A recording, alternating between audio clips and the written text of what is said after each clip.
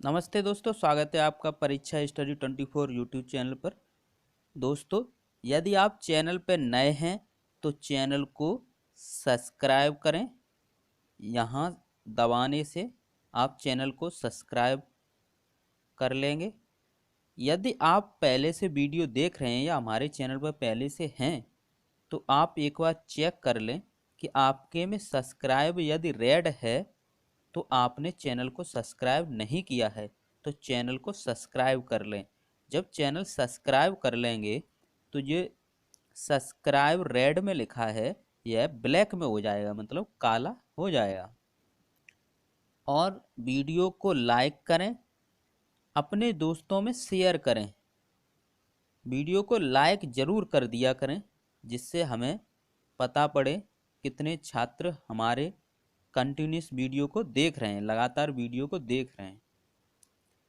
आज हम आपको डीएलएड प्रथम सेमेस्टर के विषय विज्ञान को कराएंगे। हमारी कोशिश यह रहती है कि आप वीडियो को देखते देखते याद हो जाए आपको। इस प्रकार हम सरल भाषा में पढ़ाते हैं। हम आपको एक वीडियो में इतना मटेरियल दे देते हैं कि आप उसे समझें और विधिवत नोट्स बनाएं। हमारा मेन पर्पस रहता है कम समय में अधिक मटेरियल प्रोवाइड कराना और समझा के कराना। हम सोमवार, मंगलवार, बृहस्पतिवार और शुक्रवार 4 दिन शाम 7 बजे लाइव क्लास लाते हैं। तो लाइव क्लास ज़रूर देखा करें, जिससे क्या होगा कि आपकी वीडियो पेंडिंग नहीं रहेंगी और बचे हुए दिनों में आप उसको लिखें और याद भी करें। इसलिए हम लगातार क्लास नहीं ले रहे हैं और आपका सिलेबस आपके पेपर से पहले कंप्लीट हो जाएगा। आप परेशान न हो, क्योंकि सेमेस्टर 6 मंथ का होता है। जब से आपने एडमिशन लिया है तब से 6 मंथ कंप्लीट हो जाएंगे, उसके बाद ही आपके पेपर होंगे। देखते हैं दोस्तों, सिलेबस देखते हैं। पहले किसी भी विषय को पढ़ने से पहले उसका सिलेबस पता होना ज़रूरी है। आप सिलेबस को पहले पेज पर लिख लीजिए। इससे क्या होता है कि हमें पता रहता है कि हमें कौन कौन से टॉपिक पढ़ने हैं और ये भी पता रहता है कि कौन कौन से टॉपिक हमने कंप्लीट कर लिए हैं या याद कर लिए हैं। देखते हैं दोस्तों, सजीव में क्या पढ़ना है। प्राकृतिक और मानव निर्मित वस्तुएं, प्राकृतिक और मानव निर्मित वस्तुएं पढ़नी हैं, उनका वर्गीकरण, सजीव एवं निर्जीव वस्तुओं में अंतर, पौधों और जंतुओं में अंतर पढ़ना है। पौधों और जंतुओं में समानता पढ़नी है, क्या समानता है। जंतु व वनस्पति में वातावरणीय अनुकूलन, यानी अनुकूलन पढ़ना है जंतुओं का और पेड़ पौधों या वनस्पतियों का। और क्या पढ़ना है वनस्पति जगत में, आपको वनस्पति जगत में पढ़ना है पौधों के विभिन्न भाग एवं उनके कार्य, पौधों एवं जंतुओं की उपयोगिता पढ़नी है, पौधों के विभिन्न भागों का रूपांतरण एवं उपयोग पढ़ना है। और क्या पढ़ना है, पौधों में प्रजनन व उसके प्रकार पढ़ने हैं, अलैंगिक व लैंगिक जनन पढ़ने हैं, पुष्प के भाग पढ़ने हैं, परागण पढ़ना है, निषेचन, बीज तथा निषेचन का प्रकीर्णन, यानी निषेचन बीज तथा बीजों का प्रकीर्णन पढ़ना है आपको। और क्या पढ़ना है, भौतिक मापन पढ़ना है। इसमें क्या पढ़ना है, आवश्यकता एवं विधियां पढ़नी है, एमकेएस और एसआई पद्धति, मापन में प्रयुक्त उपकरण पढ़ने हैं, जैसे रेन गेज, थर्मामीटर आदि। और क्या पढ़ना है, गति व बल पढ़ना है, गति क्या है, गति के नियम, गति के प्रकार पढ़ने हैं, रेखीगत, वृत्तिगत, घूर्णनगत, दोलनगत। चाल पढ़ना है, चाल की परिभाषा, चाल का सूत्र, चाल का मात्रक। बल पढ़ना है, पेशीय बल, गुरुत्वीय बल, चुंबकीय बल, विद्युतीय बल तथा घर्षण बल पढ़ने हैं। और क्या पढ़ना है, पदार्थ की अवस्थाएं, पदार्थ की अवस्थाएं, ठोस, द्रव, गैस, उनके गुण पढ़ने, संरचना पढ़नी है, पदार्थों का घुलना, मिश्रण के प्रकार पढ़ने हैं, मिश्रणों का पृथक्करण की विधियां भी पढ़नी है। इस प्रकार ये आपका सिलेबस है। तो स्टार्ट करते हैं। पहला टॉपिक स्टार्ट करते हैं। प्राकृतिक वस्तुएं। प्राकृतिक वस्तुएं पहले समझते हैं। प्राकृतिक वस्तुएं कौन सी होती हैं? जिन्हें प्रकृति हमें प्रदान करती है फ्री ऑफ कॉस्ट, जिन्हें प्रकृति हमें प्रदान करती, जो वस्तुएं प्रकृति से प्राप्त हों वो प्राकृतिक वस्तुएं कहलाती हैं। और मानव निर्मित वस्तुएं कौन सी होती हैं? जो मानव स्वयं बनाता है, मानव निर्माण करता है जिन वस्तुओं को, वह मानव निर्मित वस्तुएं होती हैं। और प्रकृति से जो वस्तुएं हमें प्राप्त होती हैं वो क्या होती हैं? प्राकृतिक वस्तुएं होती हैं। परिभाषा देखते हैं। वह वस्तुएं जो प्रकृति से प्राप्त होती हैं उन्हें प्राकृतिक वस्तुएं कहते हैं। किन्हें कहते हैं? वह वस्तुएं जो प्रकृति से प्राप्त होती हैं प्राकृतिक वस्तुएं कहलाती हैं। जैसे वायु, हवा हमें प्रकृति से प्राप्त होती है। जल, मिट्टी, खनिज, पेड़ पौधे, ये सभी क्या हैं? प्राकृतिक वस्तुएं हैं। मानव निर्मित वस्तुएं देखते हैं। वह वस्तुएं जिनका निर्माण मानव द्वारा किया जाता है उन्हें मानव निर्मित वस्तुएं कहते हैं। मानव निर्मित वस्तुएं किन्हें कहते हैं? वह वस्तुएं जिनका निर्माण मानव द्वारा किया जाता है मानव निर्मित वस्तुएं कहलाती हैं। जैसे कपड़े, कांच, प्लास्टिक, साबुन आदि, ये सभी क्या है? मानव निर्मित वस्तुएं हैं। तो इस प्रकार आपने प्राकृतिक वस्तुएं, मानव निर्मित वस्तुएं देखी, ये आपके पेपर में पूछे गए हैं। तो आपको हम इसका अर्थ समझा के बता रहे हैं जिससे आप स्वयं भी वहाँ लिख सकते हैं। प्राकृतिक यानी प्रकृति से प्राप्त वस्तुएं, मानव निर्मित वस्तुएं जिन्हें मानव द्वारा जिनका निर्माण किया जाता है वो मानव निर्मित, और प्रकृति से प्राप्त होती हैं वो प्राकृतिक वस्तुएं। नेक्स्ट देखते हैं दोस्तों, कांच। ये आपकी मानव निर्मित वस्तुओं में है। कभी पूछ सकता है आपसे कांच के बारे में, तो थोड़ी बहुत नॉलेज आपको होनी चाहिए। कांच क्या है? धातुओं के सिलिकेटों का मिश्रण है। कांच क्या है? सिलिकेटों का मिश्रण है, धातुओं के सिलिकेटों का मिश्रण है। कांच दो प्रकार के होते हैं मुख्यतः, एक तो साधारण कांच, एक कठोर कांच। अब साधारण कांच में क्या होता है और इसका उपयोग, और कठोर कांच में क्या मिला होता है और इसका उपयोग। यह सोडियम कार्बोनेट, चूना पत्थर तथा रेत को मिलाकर बनाया जाता है। जो साधारण कांच होता है वह सोडियम कार्बोनेट, चूना पत्थर और रेत को मिलाकर बनाया जाता है। इसका उपयोग बोतल, जो बोतल होती है कांच की बोतल, उसका निर्माण, और खिड़की के शीशे, जो खिड़कियों में कांच के शीशे लगाए जाते हैं वह भी साधारण कांच के होते हैं। नेक्स्ट देखते हैं, कठोर कांच। यह किसका होता है? यह पोटेशियम कार्बोनेट, चूना पत्थर तथा रेत को मिलाकर बनाया जाता है। साधारण कांच में सोडियम कार्बोनेट और कठोर कांच में पोटेशियम कार्बोनेट है। चूना पत्थर और रेत दोनों में समान है, इनको मिलाकर बनाया जाता है। कठोर कांच का निर्माण जो प्रयोगशाला में जो उपकरण प्रयोग में लाए जाते हैं उनमें किया जाता है, जैसे बीकर है, परख नली है आदि। तो इस प्रकार आपने कांच को पढ़ा। कांच क्या है? धातुओं के सिलिकेटों का मिश्रण है। प्लास्टिक देखते हैं दोस्तों। प्लास्टिक रासायनिक रूप से असंतृप्त हाइड्रोकार्बन के उच्च अणुभार के बहुलक क्या कहलाते हैं? प्लास्टिक पदार्थ कहलाते हैं। रासायनिक रूप से असंतृप्त हाइड्रोकार्बन के उच्च अणुभार के बहुलक प्लास्टिक कहलाते हैं। जैसे बेकेलाइट, पॉलीथीन, ये सब क्या है? प्लास्टिक है।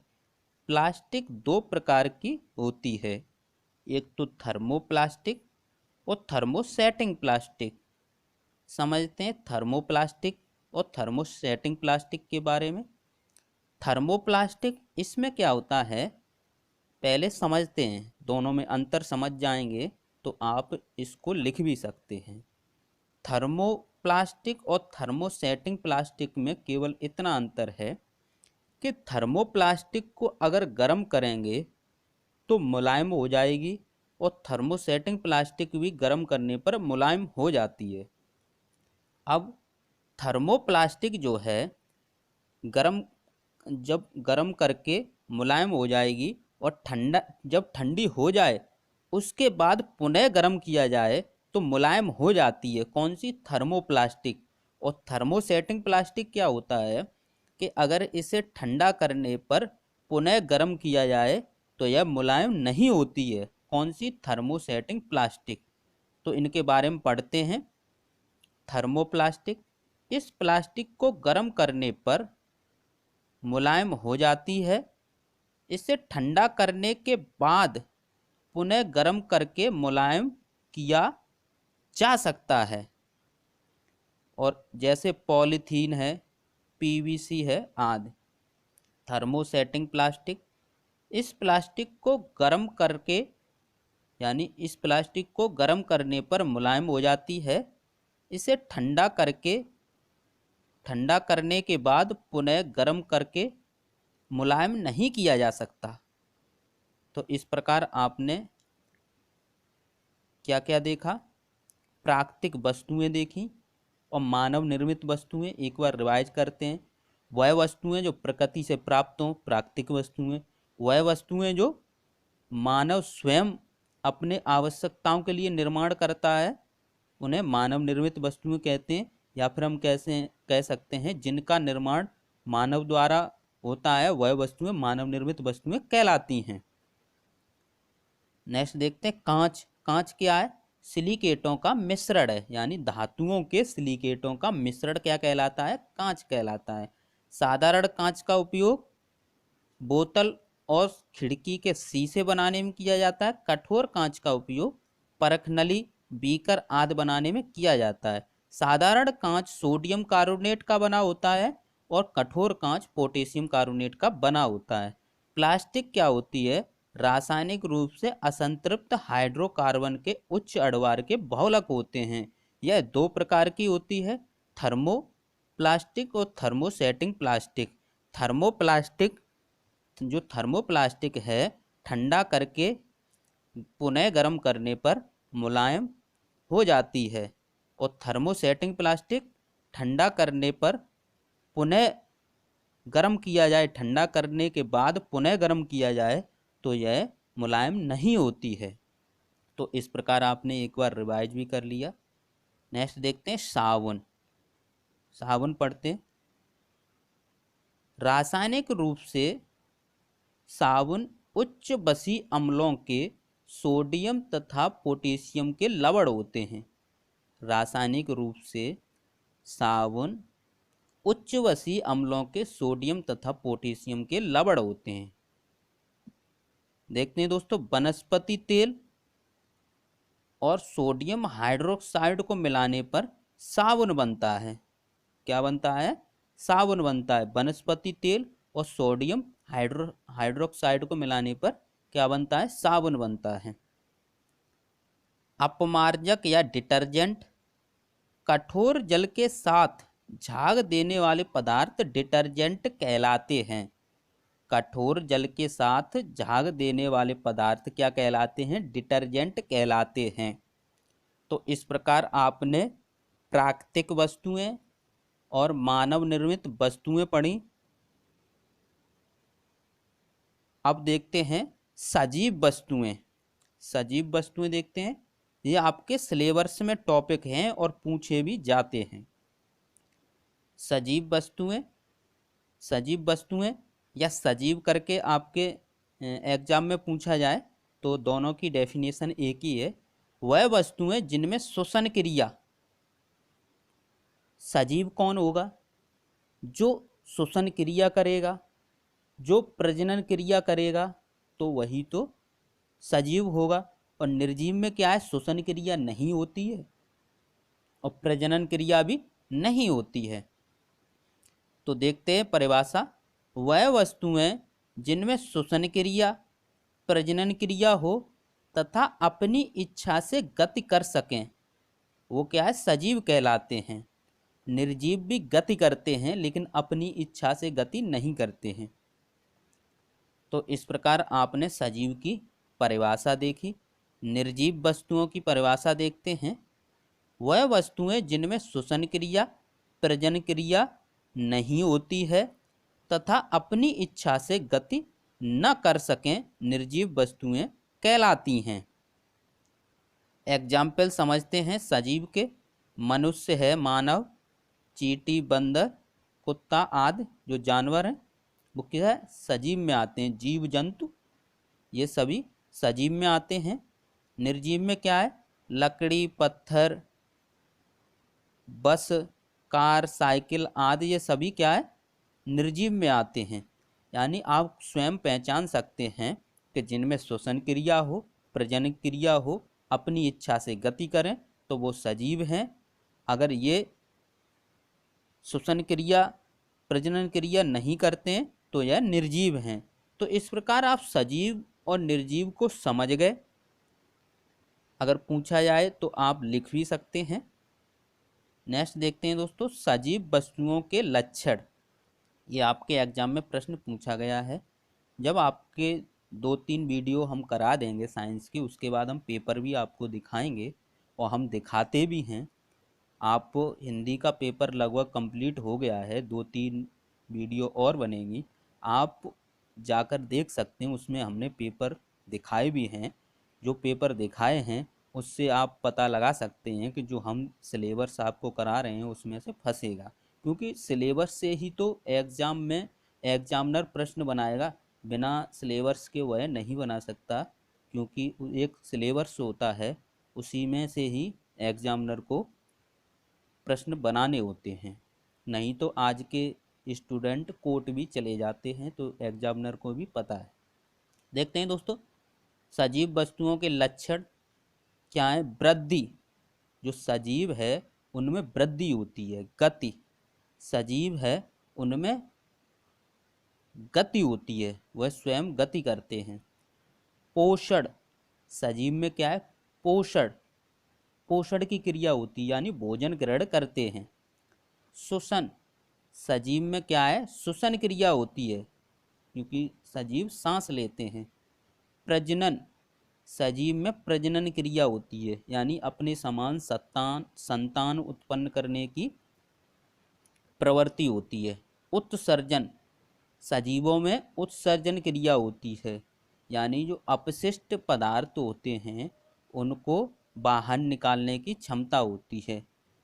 उत्तेजनशीलता, जो सजीव होते हैं वो उत्तेजित हो जाते हैं, यानी उत्तेजनशीलता पाई जाती है। अनुकूलन, जो सजीव होते हैं वह वातावरण के साथ समायोजित करने की क्षमता उनमें पाई जाती है। कोशिकीय संरचना, यानी जो सजीवों का शरीर है वो कोशिकाओं से मिलकर बना होता है। निश्चित आकार, सजीवों का शरीर है वो निश्चित आकार का होता है। शारीरिक संगठन, सजीवों का शारीरिक संगठन निश्चित होता है। जीवन चक्र, सजीवों में एक जीवन चक्र होता है। तो इस प्रकार आपने सजीवों के लक्षण पढ़े। नेक्स्ट देखते हैं दोस्तों, सजीव तथा निर्जीव में अंतर। ये आपके प्रश्न पूछे जाते हैं। सजीव तथा निर्जीव में अंतर पूछा भी गया है। देखते हैं दोस्तों, सजीव में श्वसन क्रिया होती है। सजीव में क्या है? श्वसन क्रिया होती है, और निर्जीव में श्वसन क्रिया नहीं होती है। सजीव में प्रजनन क्रिया होती है, सजीव में प्रजनन क्रिया होती है, निर्जीव में प्रजनन क्रिया नहीं होती है। सजीव में उत्सर्जन क्रिया होती है, निर्जीव में उत्सर्जन क्रिया नहीं होती है। सजीव में वृद्धि होती है, निर्जीव में वृद्धि नहीं होती है। सजीव का शरीर कोशिकाओं से बना होता है और निर्जीव का शरीर कोशिकाओं से नहीं बना होता है। तो इस प्रकार आपने सजीव तथा निर्जीव में अंतर देखे। एक बार रिवाइज करते हैं। श्वसन क्रिया, प्रजनन क्रिया, उत्सर्जन क्रिया, वृद्धि, ये सभी सजीव में होती हैं और श्वसन क्रिया, प्रजनन क्रिया, उत्सर्जन क्रिया और वृद्धि यह निर्जीव में नहीं होती हैं। सजीव में जो सजीव की जो शरीर है वो कोशिकाओं से बना होता है और निर्जीव का शरीर कोशिकाओं से नहीं बना होता है, वह कणों से मिलकर बना होता है। तो इस प्रकार आपने शॉर्ट में रिवाइज भी कर लिया। नेक्स्ट देखते हैं दोस्तों, पौधों और जंतुओं में अंतर, यानी पौधे और जंतुओं में क्या अंतर है। पौधों में जीवन पर्यंत वृद्धि होती है, जो पौधे होते हैं उनमें जीवन पर्यंत वृद्धि होती है, जबकि जंतुओं में क्या होता है, एक निश्चित आयु तक ही वृद्धि होती है। पौधों में जीवन पर्यंत वृद्धि होती है, जंतुओं में निश्चित आयु तक वृद्धि होती है।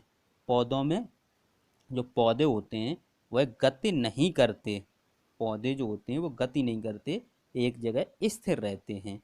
जंतु गति करते हैं।